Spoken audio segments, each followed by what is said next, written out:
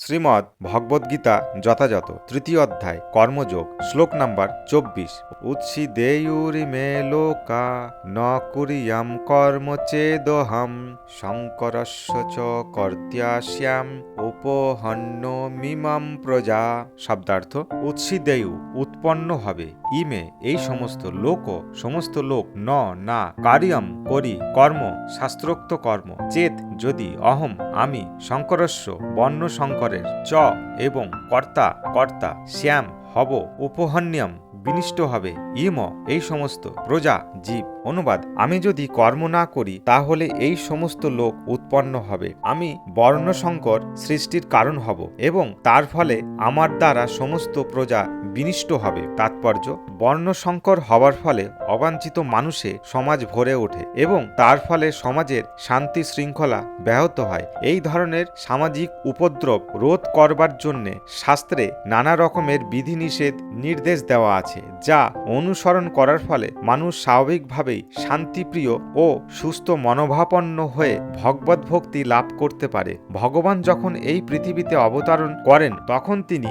জীবের সর্বাঙ্গীন মঙ্গল সাধনের জন্যে এই সমস্ত শাস্ত্রীয় বিধিনিষেধের তাৎপর্য ও তাদের একান্ত প্রয়োজনীয়তার কথা মানুষকে বুঝিয়ে দেন। ভগবান হচ্ছেন সমস্ত জগতের পিতা, তাই জীব যদি বিপদগামী হয়ে পথভ্রষ্ট হয় পক্ষান্তরে ভগবানই তার জন্য দায়ী হন। তাই মানুষ যখন শাস্ত্রের অনুশাসন না মেনে যথেচ্ছাচার করতে শুরু করে তখন ভগবান নিজে অবতরণ করে পুনরায় সমাজের শান্তি ও শৃঙ্খলা প্রতিষ্ঠা করেন। তেমনি আমাদের মনে রাখতে হবে ভগবানের পদাঙ্ক অনুসরণ করাই আমাদের কর্তব্য।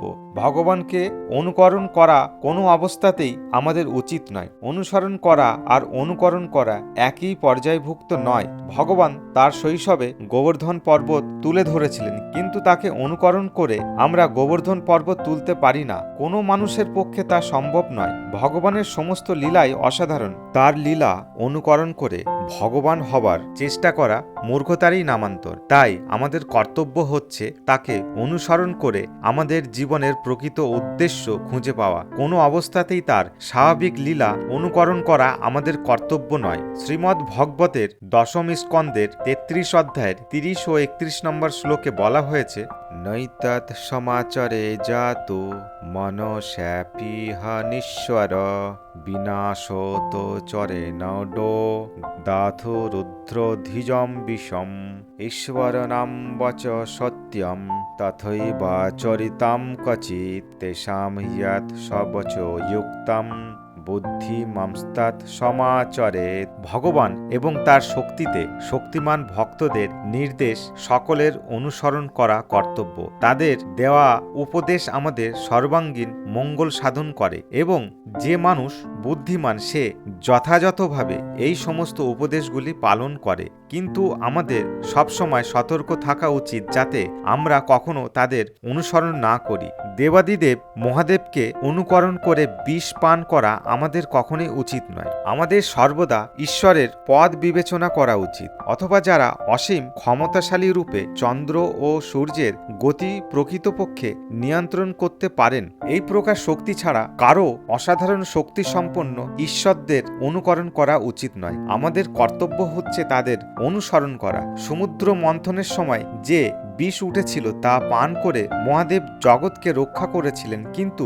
কোনো সাধারণ মানুষ যদি তার এক কোনা বিষ পান করে তবে তার মৃত্যু অবধারিত। কিছু মূর্খ লোক আছে যারা নিজেদের মহাদেবের ভক্ত বলে প্রচার করে এবং মহাদেবের বিষ খাওয়ার অনুকরণ করে গাঁজা আদি মাদকদ্রব্য পান করে। তারা জানে না এর মাধ্যমে তাদের মৃত্যুকে তারা ডেকে আনছে। তেমনি কিছু ভণ্ড কৃষ্ণ ভক্ত দেখা যায় যারা নিজেদের ইন্দ্রিয় তৃপ্তি করার জন্য ভগবানের অতি অন্তরঙ্গ লীলা রাসলীলা অনুকরণ করেন। তারাও ভেবে দেখে না ভগবানের মতো গোবর্ধন পর্বত তোলবার ক্ষমতা তাদের নেই। তাই শক্তিমানকে অনুকরণ না করে তাকে অনুসরণ করাটাই হচ্ছে আমাদের কর্তব্য। আমাদের শিক্ষা দেওয়ার জন্য ভগবান যে সমস্ত উপদেশ দিয়ে গেছেন তা পালন করলেই আমাদের পরমার্থ সাধিত হবে। কিন্তু তা না করে যদি আমরা নিজেরাই ভগবান সাজতে চাই তাহলে আমাদের অধপতন অবধারিত।